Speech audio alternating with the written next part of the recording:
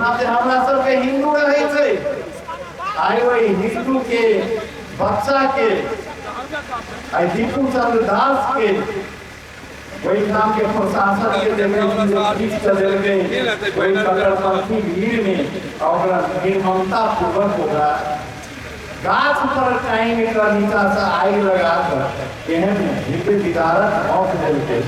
हम एकरा घोर निंदा करे छी, घोर भर्त्सना करे छी।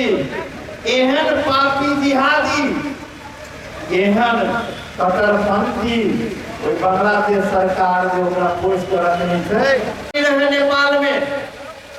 हमरा सबके सनातन हिंदू राष्ट्र सदियों से छल, हृदय में अखनो सब हिंदू के छै, मुदा जे धर्म निरपेक्ष के नाम पर जब नेपाल में अखंड जे अपन राजनीतिक आटा से कराए रोहिंग्या मुसलमान सब तथावादी बॉर्डर से प्रवेश करे छे।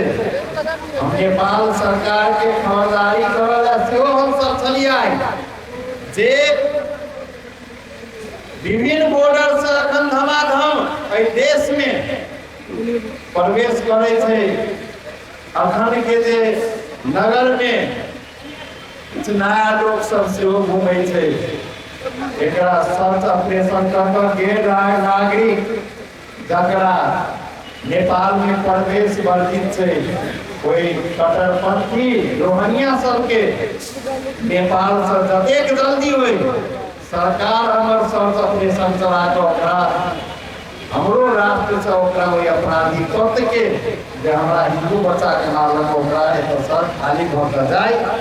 आई एहि उद्देश्य से हम सब एकटा हम अपनो नेपाल सरकार में कूटनीतिक पहल के लेल आ ओहि बांग्लादेश पापी सरकार के वो हत्यारा सरकार के सेहो दबाव के लेल मानव अधिकार के एक हथिया जो उड़ेलक ओहि के लेल हम सब आई सब एकजुट भऽ साधु समाज सहित आई हम सब जे हम साधु समाज अगुआ करे आगे बढ़लिए।